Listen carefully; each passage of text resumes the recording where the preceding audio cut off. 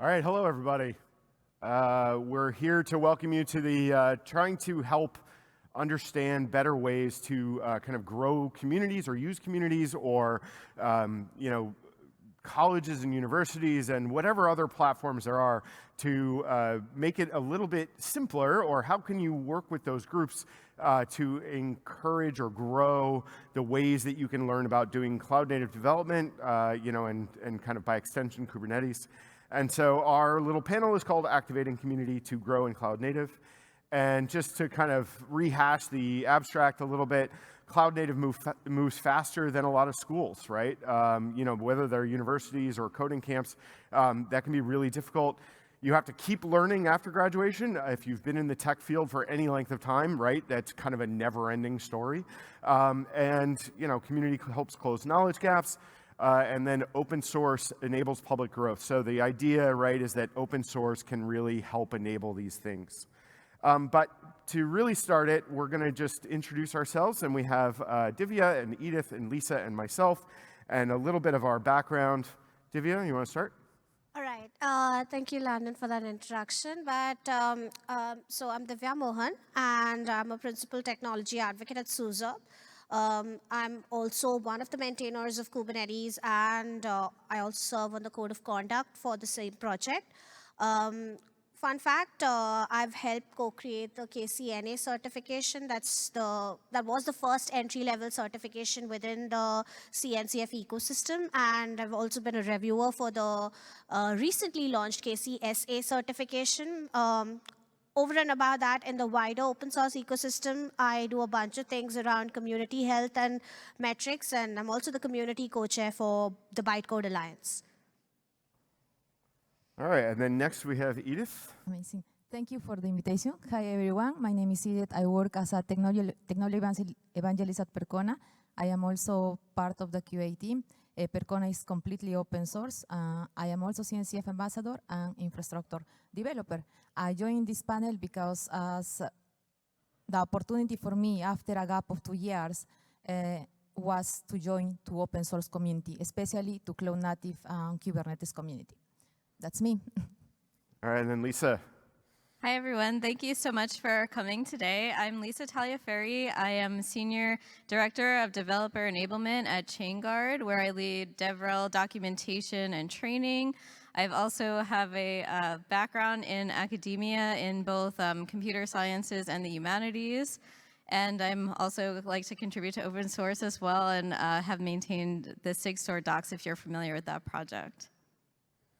All right, and that leaves me. I'm currently a professor at Boston University. I also have a lot to do with what we call an experiential learning program, also there, where we have student teams working on third-party projects. But before that, I spent about 9 years at Red Hat, pretty heavily involved mostly in Fedora and RHEL. And before that, I was in boutique consulting. So my promise to most of my employees and my bosses to me was, you will know what you're supposed to be an expert in before you get on the plane. So if there's any other scenario where learning is a really, really important thing to do quickly, consulting is one of them. So that's me. And by way of introduction, this is a panel. We would love you to have questions. If you have any questions, we would really like to hear them. But in order to kind of get started, we've prepared a couple questions that we thought would be interesting. If you do have a question, please do go to the mic so that we can get it on the recording. And then we'll just kind of acknowledge you and you can have your question. All right, nobody's leaping to the mics at the moment. So we'll start with our first one. So what makes a productive learning community? So how do we know when we're in a community that is going to be productive towards learning? Does anybody want to start?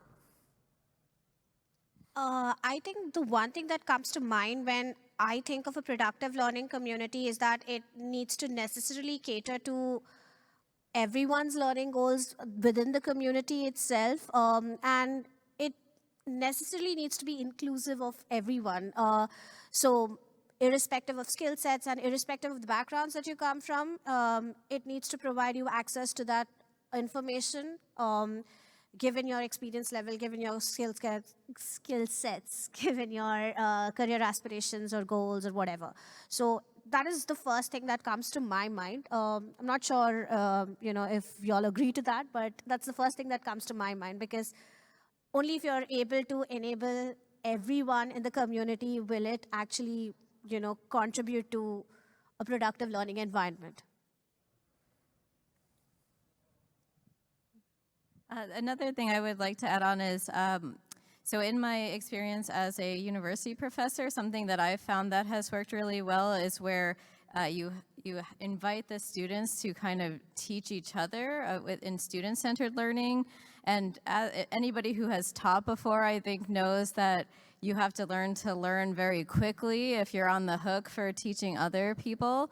And when you kind of move that onus onto other people who may expect to be more receptive, then it really helps them reframe their thinking and their approach to learning, and it helps them to take control of their learning and also kind of empower their peers as part of the process. And I think this is something that is really great in open source spaces where it's less of a formalized learning environment, but there are certainly like mentorship kind of relationships. There are peer-to-peer relationships, like whenever you review a pull request, right, that is a teaching moment. And I think that kind of thinking about open source in this way, of a way where we kind of learn and grow together, is just a way of reframing that and thinking about how we can empower those who are maybe coming up in open source. Yes, adding on what I say also, why I consider when I realize this is productive is when I see people around me also success with you. So it means they are doing small contributions, big contributions, doesn't matter how small it is, but they are creating also things, deliveries, they are being part of big open source projects, doing his first pull request. As Lisa say also, this is a growing together, and this is how I see success in a community. Yeah, and I would also add, kind of in the university context, we can never really talk enough about accessibility, but this is kind of one of those aspects where it's not necessarily obvious that accessibility is so important.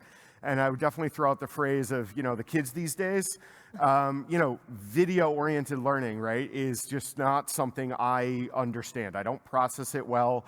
I am very much a text-based person. I think a lot of people who have gray hair similar to me will, kind of attest to that. So I think one of the big things about these communities is making sure that you have different ways of delivering the same content, right, that is appealing to different learning styles. And we see this in a classroom. I think this is something we know in, kind of the college environment, high school environment, et cetera. But at the same time, we don't always recognize that this is really important in kind of all these communities. I'll go back to, I used to do a live stream show where I would interview people about Kubernetes on behalf of this website called Cube by Example, which kind of takes that approach of, there's a lot of different content that is, kind of video-based. There's also a lot of different content that is, more like text and written. The other thing that we were talking about before we actually came on stage, like a little earlier, was the idea that you also need something that will trigger a hands-on component. Did you want to comment on that? So to me, as far as possible, I believe that you don't actually learn a lot of the tech without doing the tech. It is sort of antithetical to the instruction you receive when you're at university, that you first learn the theory and then you go on to do the actual, tinkering. But I have noticed with like through interactions with other people and through personal experience, again, it might be a proactive bias, not going to say that everybody's the same, but a lot of the engineers learn by tinkering. As a docs maintainer for Kubernetes, I can tell you pretty much nobody reads the docs. It's literally there, and people will ask you questions about the doc that is very evidently written in the documentation, and they will still come and ask you, why is that there? It may be a searchability issue, but a lot of the times, I believe the first thing that most of us would think when it comes to, learning a new thing is you read the documentation, but that's often not the truth. A lot of the people just like to download the tool or the framework or whatever they are using and download it directly onto the computer and see if it works. And I think that is a very important thing to have when you are talking about learning in general and learning platforms in general, because the more interactive and the more engaged that you can keep your audience or the community, the better rate of success you will have. And that's something that I've noticed as being a course creator back at work as well, because we create courses on Rancher Academy. And one of the things that we have consistent requests for is, can we have an interactive playground where we can try this out? Now, there's additional costs and everything behind that, but the general request is we need a playground to try stuff out. So I think that it's very clear from like a lot of the interactions that I've had that there's definitely a bias for a playground-like environment where you get to try stuff out. Yeah, adding to that, I also saw people ask me how they should start in open source, contributing open source, and one of the answers that I give is they should try to feel that motivation when they just install the tool that maybe they don't know, or they won't continue in open source. If they know already the tool and they are using, for example, Linux or other open source tools that they already know, starting in open source for that tool that they are already using is going to be even more easy to contribute. And in the way, when they are installing, there are opportunities to contribute in open source, to fix the documentation, to improve, to create tutorials, readme, and it's where many people, I saw this movement also, a lot of people join to that movement and start to contribute in that small open source repository, and this become even bigger. I would definitely just add though, like it really does help to incorporate multiple learning styles kind of at once. Like I teach a class where, yes, I stand up there and lecture, but at the same time, I actually give out like the kind of like a baseline of the code that I want them to work through, and then I live code in the class with the expectation that the students are following along, so that I can kind of interject with, here is some discussion of it, right? And then here is you actually kind of touching it at the same time. And then the other thing that I strongly encourage, I record all of the times I teach this class so that I can say, hey, you know, if you didn't get it for whatever reason, you know, you can go watch me explain it again from a prior semester. Maybe I used better words that time, you know, or whatever. And so as a result, you might just see it again and it will help kind of give you a better understanding of what we're trying to accomplish. So I think it goes back again to that kind of community and accessibility component of like, recognize there are different learning styles, in particular ones that are not yours, which I think is the particularly hardest one. And so if you can try to embrace them all with the content you're producing or with the kind of community you're building, it really does make a big difference. Did you want to? Yeah, one thing I would add is just that project-based learning, I think, is so effective. And as professionals, like people outside of universities and maybe people who are teaching as well, like just kind of thinking about what it is that you're trying to achieve, like, because it's kind of the same idea with like when you're trying to sell a software product, right? You want to find where the pain point is, and I think when you're trying to learn something, you want to see like where do you feel pain, and like that is what is like a motivator for learning. And your comment about the docs made me laugh a lot. I think that it's important, like as you were saying, to meet learners where they are, and they're often not going to read the documentation, which makes me cry. I read the docs a lot. Just, yeah. But I think, you know, a lot of time, and I'm guilty of this too, right, where I want to play with it. And so, but it's, you know, if you could have your documentation living side by side with your terminal window, and then you could kind of work together, and then people who are maybe doing those resources, learning resources like documentation, think about like, how is it that somebody is actually going to use this material, and how can we meet them where they are? So, you know, this wouldn't be a conference talk unless we get the latest buzzword into the mix.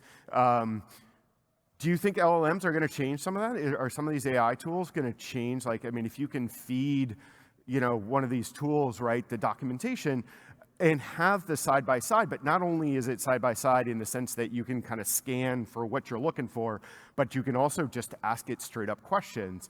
Do you think that's going to help that problem? Will people use the docs more? I think it's something that is important for us to think about, and there are those LLMs.txt files that you could do to put into your docs repo. But I think that the Q&A could be good if it is actually helpful, like if it is trained on that material, and it is like it could meet somebody where they are, and if that's what someone is reaching for, then like let's support them in that. Yeah, just to add on, there have been a lot of like requests that come through for integrating LLM into documentation, since we're on that topic. And the first thing that most people think of is using the LLM to write the documentation. It's not so much so as using it as a complement or a supplement rather to the existing documentation, but actually having it write the documentation. But I don't think we're there yet with the progress we've made. But it's definitely something that we should consider as we progress and mature in both these ecosystems. And it's definitely a thing that's up for discussion, because it's not a black and white area. LLMs and AI is definitely, they are buzzwords, but they're also, something that is actively being developed. It's not like that's a stagnant technology. So as both of these ecosystems mature, I think it's a worthy discussion to have. Edith, do you want to add, or we had a question from the audience too? I feel like AI also is helping a lot in the process of learning. For example, like you said, not all the people learn in the same way. Some uses videos, some doing documentation, creating things, broken things. And I feel like AI is a complementing to learn things. Or it's not completely replacing the documentation, but I feel that when people use AI to try to get answers, for example, for get certified in some of the courses that Mohan, for example, did, they can use the documentation, they can use AI to get answers, but also they are always trying to get and contrast with that documentation itself, because the hallucinations that AI provides. All right, so we had, I think, a question. Yeah, so my name is Larry Carvalho with Robust Cloud. Had a question about just the general trends in the industry. You got a lot of layoffs, you got a lot of people looking for jobs. And while I advise folks to take certifications, how do you actually get some real life experience that they can use to, perhaps land a job? You talked about docs and you talked about a lot of stuff. I would like to see if there is some ways that somebody can actually transform that learning to an actual outcome. So I was going to just lead this one just because I have a lot of college students who are very, very, very stressed out about exactly that problem, right? And so what I generally advise them to do is actually contribute to open source projects is a big part of it. It's like show that you're giving back to the community in the sense that, it can be code, but it can also be docs, right? It can be, two of the people I interviewed, for example, were some of the release people for, I don't remember which version of Kubernetes, but one was a high school senior and one was a sophomore in college, right? Like, that's really good for your resume when you're graduating from college. The other thing that we do at Boston University, and a lot of other schools do too, but the one I'm obviously familiar with, is we have our students are actually working on projects for third parties. And one of the other things I've advised students to do is, especially in your local area, whatever that may be, go find some nonprofits that you are invested in, that you think is important to you as an engineer, right? And see if there's something that you can help them build. Is there something that you can do for them that will show, make their nonprofit more effective, but will also be able to add to your resume? So those are some of the techniques in kind of the generic sense of the term of like, how do you get some, because it's not just real world experience, it's like provable real world experience, right? It's something you can put on your LinkedIn profile. So I want to give them both of those things, and I think that's a really important one. So, sorry. I just had to add on, because I think we spoke about this outside as well. One of the things that I also recommend, but also I'm on the fence about, is mentorship programs, which we probably will get to at some point. But those are great avenues dependent on how you leverage them. Because most of the mentorship programs actually require to work with existing projects. And it's not just writing, or rewriting something. You have to actively work on a real life use case. So that gives you a whole experience that you probably would not get within your university or classes. Or in my case, I transitioned from being systems engineer / project manager to a proper technical writer, and now as an advocate for technologies. I transitioned from one role to another using this very specific, Summer of Docs, Season of Code sort of, program. And I interned with CERN, and then that paved the way for further experience in this field. So even if I said it worked for me, it is probably one of the few people that it has worked out for, but it's a very, very legitimate way to gain experience and get a taste of how things will look like when you contribute to an open source project, even if it's probably not the open source project that you want to contribute to, but it'll give you a taste. It'll tell you, and it makes for good resume bylines as well. So, yeah. I was also going to add kind of to the mentorship side too, is like one of the things that we think is really important in our program is kind of like, it's always really helpful for two reasons to have a client. Right? And so that might be like kind of the mentor scenario, right? Or it might be, that the projects that we do is that if you have somebody that you're kind of negotiating with about the work that you're doing, that shows you, it helps you better understand like how fast you work, how productive you are, then the quality of your work, if you have to present it back to somebody, I think that really does change the game versus, kind of doing stuff very much on your own. The trade-off, right, one of the things that is really hard in the open source world typically, right, is that it's very self-motivated, it's very self-directed. And so if you can find a way to have a client, whatever that means, it can really make a big difference for somebody who has, kind of a low level of experience, like a college student, or somebody who's jumping, right, who's going like from system engineering into, I don't know, Kubernetes core development. Like having somebody who's going to kind of give you an idea of where to start really changes the game. And then somebody you're accountable to also really helps a lot. That's why, generally speaking, when I tell like a student to get involved in open source community, I tell them what they should do first is that they go to the community meetings, right? That they go and start to become part of the community and start to understand who the group is and start to know who people are, because then if they commit to doing something, they'll have some accountability requirement to getting the thing done, right? Because there's now people who want you to do something. And I think that really does change the dynamic, and it kind of forces you to like really own up and get to the work rather than, watch another couple hours of TikTok.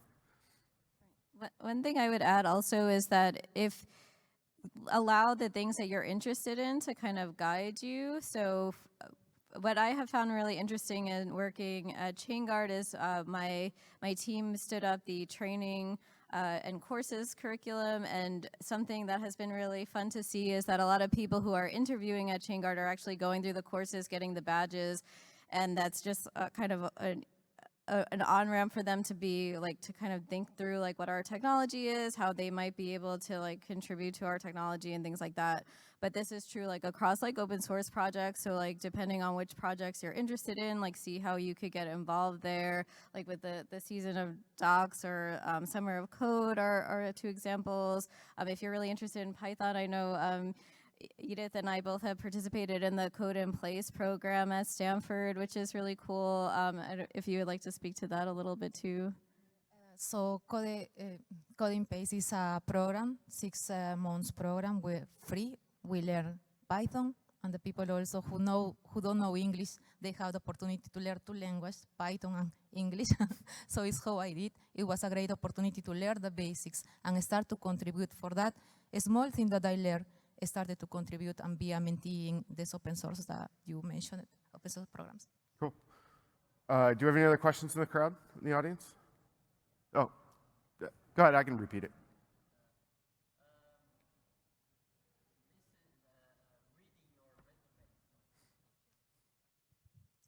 Reading your resume and all the things that you are doing. I am married, I have 2 kids, I work 8 hours. Is it possible to still contribute for open source, having a really busy life? Do you have any hints or tips or how we can balance that? Do you also sleep? Because if you just get rid of that.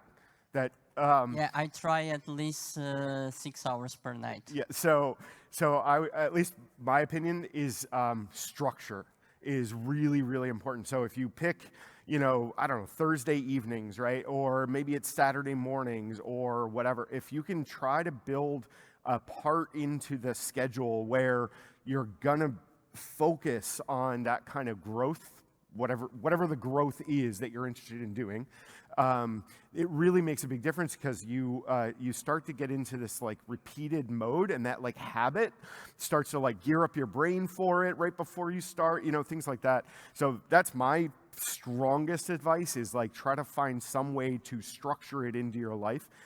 But it ain't easy, right? I mean, the number of people I know who've done like, kind of master's programs at night, or like I have a friend who did an entire law degree that way, plus had kids and a wife and everything. And I'm just like, I don't know how you do this, right?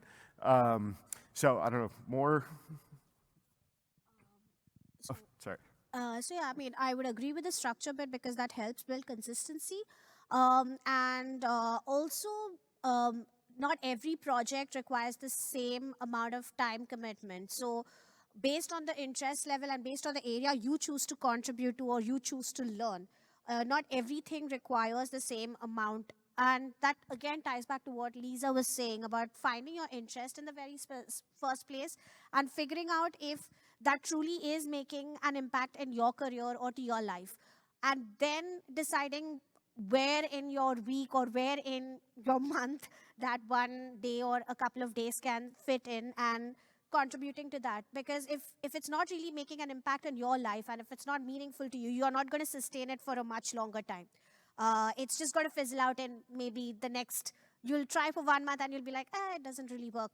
So you have to figure out what you're interested in and then contribute to that, and then deep dive into this thing. So yeah, I think we have 5 minutes and I think we have one more question. I was going to Okay. make one more quick comment on that too, is that I also have always followed I read somewhere that authors who want to avoid writer's block, when you're done with your session for the day, whatever, you always before you stop, you figure out what you're going to do next so that you know what to walk into. So you never stop when you finish something. You kind of always stop when you have a good next step.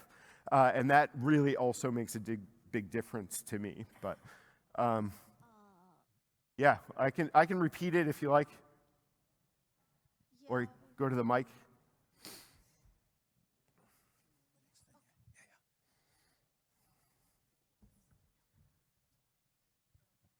So hi, maybe a question related to the one before, because I have to say I have a lot of fun with my job. I'm working every day, 8 hours, maybe a little bit more even. And I always find the open source community a fascinating topic, but to be honest, after 8.5 hours working, you do want to do something else. So my question is, what do you think about changing a little bit also the how do you say, the way that companies also work with open source projects, and how about changing the mentality that they have so that co-workers can actually also use the working time to get into those open source projects? So can I try to summarize? So you're kind of saying is like, should or do kind of organizations that you work for, companies, et cetera, should they provide kind of that structured, some level of structured environment for the growth of their employees? I would say like how to help companies to get involved into open source projects, because it's pretty often a difficult point. And so how can we help them choose to do that, right? Do you have comments or? Sure. I would speak from just experience that I think that kind of negotiating with your employer and explaining to them how an investment in your time for development is an investment back into the company. I think that it's, every company is going to be very different, and this is something that I think that employees can certainly bring to leadership in their company to bring forward. And in terms of open source, I would plug Red Monk. Last week they had Monkey Gra, and they talked a lot about sustainability in open source and the importance between organizations and the open source communities working together. And I think that there's a lot of great talking points in some of those sessions, which are online too. But I think it comes down to, and even with the, talking about carving time away from family, like thinking about it, like reframing it, and it's an investment in yourself, it's an investment in the future, and it's ultimately an investment in open source as well.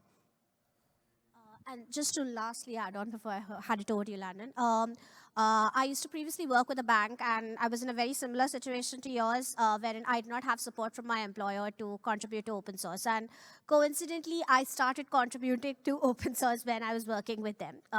It was almost, I think, 6 years into my tenure with them when I started contributing. And one of the conversations that I had with my manager was around how that justifies what is the return on that particular investment of time that I am putting into my open source work for the bank that I was working with.